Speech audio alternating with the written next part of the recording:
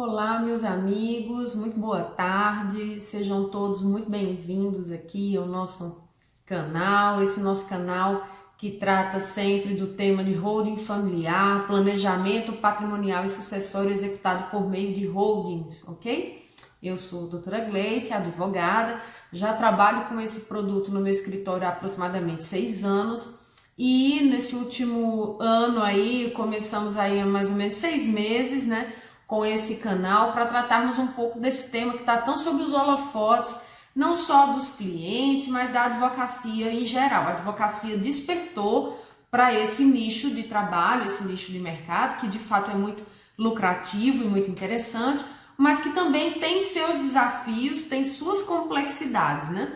E estamos aqui para criarmos esse canal, esse grande canal de debates, né? E de fomentação de todos esses temas relacionados à holding, ok? Meus amigos, então, se esse é seu primeiro vídeo, seja muito bem-vindo. Se você já está inscrito, duplamente bem-vindo. Deixa aqui o seu like, deixe seu comentário, deixe suas dúvidas. Ultimamente eu tenho feito muitos vídeos respondendo dúvidas, porque de fato as dúvidas têm sido o principal fomento desse canal, porque têm sido realmente muito ricas. E felizmente tenho recebido muitos elogios, obrigada a todos vocês que elogiam esse trabalho, fico muito feliz. E isso também me estimula muito a estar aqui no feriado, hoje é 15 de novembro, e eu vim aqui de tarde, chuva em Brasília, chuva, tempo fechadíssimo, mas eu vim, preparei o material, né, porque o meu principal objetivo é estar aqui conectado com vocês, ok, meus amigos? Então vamos lá, agradecimentos aí devidamente feitos, né? Vamos aqui a mais uma dúvida, como eu falei, né? Tenho feito muitos vídeos respondendo dúvidas e aí eu vou responder uma dúvida de uma pessoa que me acompanha. Ela saberá que eu estou falando dela, eu não gosto de identificar as pessoas para não inibir as pessoas de perguntarem, né? Mas acompanha os meus vídeos, olha, muito obrigada pela sua audiência, acompanha, tá sempre aqui, comenta, tira dúvidas extremamente relevantes. Então, muitíssimo obrigada a você, a pessoa sabe que eu estou falando com ela, pela sua participação constante aqui no canal. Seja muitíssimo bem-vinda, ok? Então, vamos lá, gente, eu vou ler a dúvida para a gente poder contextualizar melhor, tá? Mas, gente, é riquíssima essa dúvida, porque ela parece que não acontece, gente, mas quem trabalha com holding se depara muito com isso, né? E sem falar que nem o STJ se entendeu efetivamente sobre esse tema, ok? É um tema sinuoso, né? Então, vamos lá, gente. Que tema é esse, né? Ó, vou ler a pergunta. Gostaria de saber se é possível estender as cláusulas restritivas de impenhorabilidade e incomunicabilidade para os frutos e rendimentos dos imóveis. Pergunto porque houve problemas no registro de imóveis ao apresentar essas cláusulas extensivas aos frutos e rendimentos. Obrigada. Então, gente, deixa eu contextualizar a dúvida porque vocês vão compreender melhor, principalmente se esse é seu primeiro vídeo. A dúvida surgiu relacionada a um questionamento se numa comparação entre doação direta e instituição de holding familiar para efeito de planejamento sucessório, ok? Resumindo, o que é melhor? É fazer uma holding e dentro da sistemática de holding doar as cotas aos herdeiros com as cláusulas de proteção, ok? Ou simplesmente fazer a doação do bem, a doação direta do bem, né? Tem um vídeo sobre isso aqui no canal, né? E com base no que foi tratado nesse vídeo, eu não vou retomar aqui, porque senão esse vídeo vai ter aí 1 hora, gente. Eu já falo muito, eu já me policio, né? Então, não vou repetir, mas contextualizando era isso. Então, eu vou responder dentro deste contexto de doação direta de imóveis, ok, gente? Mas eu gostaria de fazer um adendo aqui. O raciocínio que se aplica para imóveis é o mesmo que se aplica para cotas sociais, ok, gente? Então, aqui eu vou falar de imóvel, considerando uma doação direta de imóvel, um planejamento sucessório que é executado sem holding, com a doação direta das cotas a doação direta dos imóveis para os herdeiros, ok? Meus amigos, sem a utilização da ferramenta holding, tá certo? Então eu vou reler a pergunta. Gostaria de saber se é possível estender as cláusulas restritivas de impenhorabilidade e incomunicabilidade para os frutos e rendimentos dos imóveis, considerando aqui, volto a dizer, que existe um grande imóvel que gera rendimentos, por exemplo, de locação, de repente é um grande galpão, e que essa foi feita, é um único imóvel, e aí os instituidores disseram, não, a gente não quer fazer uma holding, uma sistemática de holding, a gente prefere fazer uma doação direta com reserva de usufruto. É possível? Sim, é possível, tá certo? No vídeo que trata sobre isso eu faço essa diferenciação, tá bom? Mas ela pergunta assim, pergunto por que houve problemas no registro de imóveis ao apresentar essas cláusulas extensivas aos frutos e rendimentos. Então, gente, vamos lá. Primeiro, quando é feita a doação direta do imóvel e a gente aplica para esta doação as restrições típicas do sistema de holding, quais sejam a reserva de usufruto para os doadores, ok? Apenas a nua propriedade para os donatários, a reserva de usufruto é vitalícia, normalmente solidária, se forem casados, tá certo? E aí os donatários só terão propriedade plena com o falecimento desses instituidores, ok? Nós temos as cláusulas de inalienabilidade desse bem, principalmente enquanto perdurar o usufruto, tá certo? E aí a gente tem, em decorrência dela, a incomunicabilidade e a inalienabilidade desse bem, ok? Então, ele não pode ser vendido, ele não se comunicará com o patrimônio do donatário que for casado, independente do regime de bens dele. Está sendo feita uma doação personalíssima, então eu estou doando para minha filha, personalissimamente, com uma cláusula expressa de incomunicabilidade, se ela já for casada, né? E se ela não for casada, dizendo, olha, em regime nenhum de casamento essa doação se comunicará com o patrimônio do seu futuro esposo, do futuro casal que você vai constituir. Então, é uma cláusula expressa. E aí, gente, um detalhe, tá? Quanto mais expressos, detalhistas, prolixos nós formos nessas cláusulas, melhor.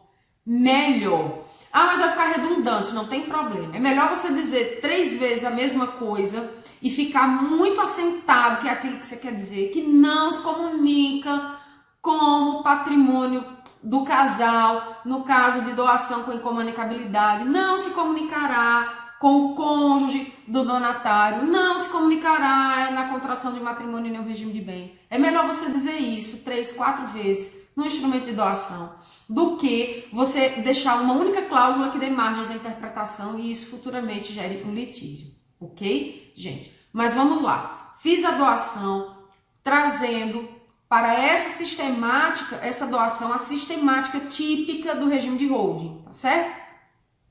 Vamos lá. Qual é a celeuma, gente, que existe aqui? Vamos lá. Enquanto estiver instituído o usufruto, os frutos, os rendimentos, o resultado da atividade locatícia será para os usufrutuários, ok? Então, foi feita a doação do bem, mas o controle remoto permanece nas mãos dos doadores exclusivamente. Eles estarão, a depender da situação, na posse do bem, na posse direta do bem, ou eles poderão alugar, eles serão os destinatários dos frutos dessa locação, se for o caso de haver uma locação, ou eles poderão permanecer na posse direta, usufruindo diretamente, morando, enfim, eles serão os destinatários desses frutos desse imóvel, ok? Pronto. Com o falecimento deles, extingue-se o usufruto, porque o usufruto ele será vitalício, extingue-se o usufruto, e aí passa-se a uma propriedade plena do bem para os donatários. E aí, gente, eu até separei aqui o nosso maravilhoso Código Civil. Vamos lá. E aí, gente, aqui, logicamente, né, não vou detalhar isso, porque senão vira uma aula de faculdade aqui de 2 horas, né, não é esse o objetivo aqui. Mas vamos lá. A gente tá tratando aqui, por razões óbvias, né, dos regimes em que existam a comunhão de patrimônio, ok? Eu não estou falando aqui de separação obrigatória, de separação convencional, tá certo? E tem aquele híbrido da participação final nos aquestros, né? Que ao final você tem, na dissolução desse matrimônio, seja pela morte, seja pelo divórcio, você tem uma sistemática que é idêntica à do regime de comunhão parcial. Entretanto, enquanto o casamento persiste, você tem uma sistemática que é idêntica ao de separação convencional, ok? Então, estamos tratando aqui daqueles regimes de bens em que haja a efetiva comunicação patrimonial, comunhão parcial, comunhão universal e a participação final dos aquestos quando considerada na dissolução desse casamento ou dessa união estável, ok, gente? Então, vamos lá. Vamos lá, vou ler aqui, do regime de comunhão parcial. Artigo 1659. Excluem-se da comunhão. Vamos lá. Os bens que cada cônjuge possuir ao casar e os que lhe sobrevierem na constância do casamento por doação ou sucessão e os subrogados em seu lugar. Então, vamos lá. Houve a doação, eu não vou ler todo, gente, porque não vai interessar pra gente aqui nesse momento. Então, eu fiz uma doação de imóvel para minha filha, ok? Doei o imóvel, com reserva de usufruto para mim, reserva de posse direta, possibilidade de usufruir dele, inclusive comercialmente, podendo alugar e tudo mais, ok? Eu doei o bem. Com o falecimento, uma vez eu tendo falecido, esse bem passará permanentemente para o patrimônio dela, ok? E aí ela terá, neste caso, a propriedade plena do bem. Esse bem, como ele foi doado, e volto a dizer, é muito importante que haja esta expressa incomunicabilidade, esta expressa doação personalíssima. Esse bem não se comunicará com o patrimônio de um futuro matrimônio que ela venha contrair, ok? Ainda que no momento da doação, a minha filha já seja casada, tá certo? Porque eu estou doando personalissimamente para ela, e aí por isso que eu estou dizendo, gente, quanto mais prolixo, quanto mais redundante, quanto mais expresso você for, melhor, porque não dá margem a dúvidas, ok? Vamos lá. Aí ela resolve alugar esse bem. Vou alugar, já tenho um imóvel de moradia, vou explorar esse bem e vou auferir dele locação, tá certo? Vamos lá. Artigo 1660 do nosso Código Civil. Entram na comunhão. Aí eu vou pular lá para o inciso 5. Aliás, vou fazer um adendo. Inciso 3. Os bens adquiridos por doação, herança ou legado em favor de ambos os cônjuges. Então vejam que se a doação é personalíssima, não comunica. Mas se a doação é feita em favor de ambos, ela comunica. Por isso que eu estou dizendo, não vamos dar margens para segundas, terceiras, quartas, quintas, milionésimas interpretações, ok? Então, deixar expresso que é uma doação personalíssima para fulano de tal, que não se comunica e por aí vai. Tá certo, gente? Para não dar margem para o 1663 do Código Civil. Mas vamos lá. Entram na comunhão, vou até repetir. Os frutos dos bens comuns ou dos particulares de cada cônjuge, percebidos na constância do casamento ou pendentes ao tempo de cessar a comunhão. Então, gente, os frutos, em regra, se comunicarão por disposição legal. E aí, a gente entra numa outra celeuma. Veja bem, frutos aqui estão tratados de maneira genérica. Então, é tudo que advier daquele bem, pela forma do 1665 do Código Civil, ok? E aí, gente, existe uma diferenciação, inclusive no STJ. E é o que a gente precisa tratar aqui. Vamos lá. A gente acabou de ver que pelo 1660 os frutos vão se comunicar. Então, se minha filha pega aquele imóvel e ela aluga, ela passou a explorá-lo comercialmente, ele vai gerar uma receita de locação, esta receita locatícia se comunicará, ok?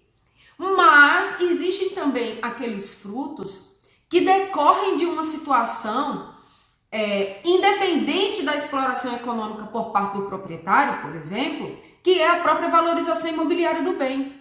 E a gente sabe que com imóveis isso é muito visível, isso é muito característico.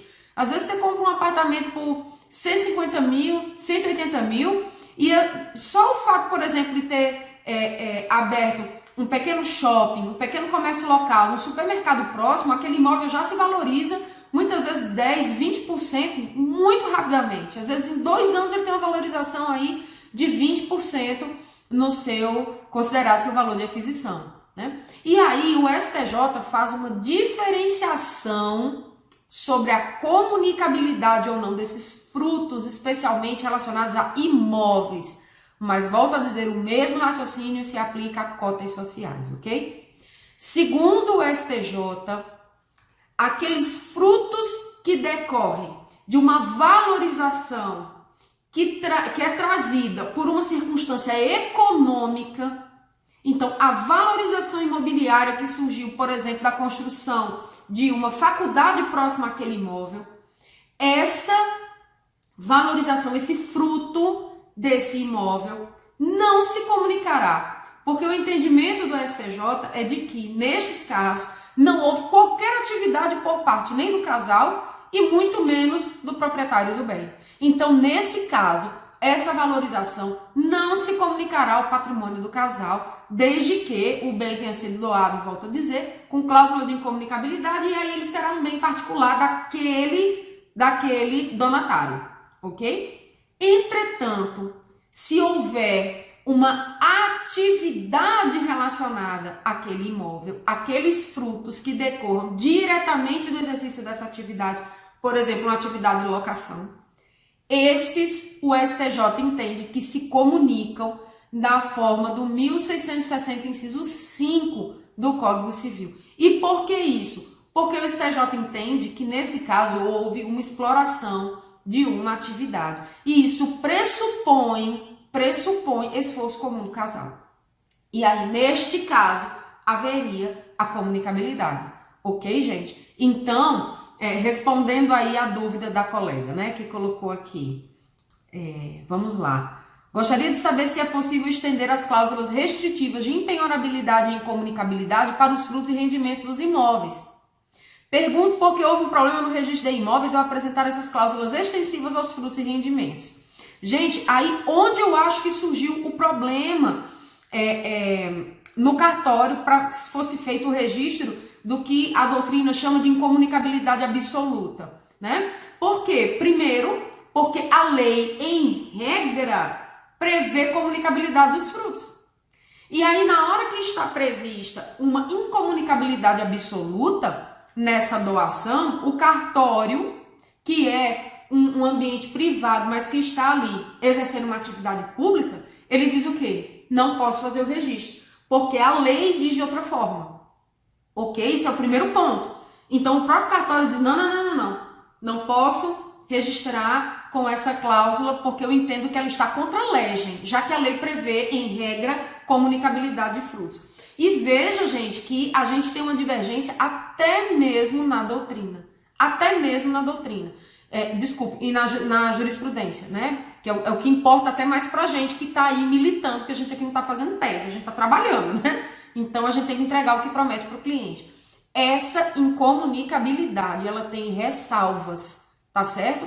Porque o entendimento é de que se a incomunicabilidade decorreu de um evento econômico alheio à vontade das partes, se ele decorreu de uma situação natural que eventualmente performaria, como eu disse, por exemplo, o desenvolvimento do bairro. Gente, às vezes só o desenvolvimento de uma determinada localidade já salta com o valor daqueles imóveis.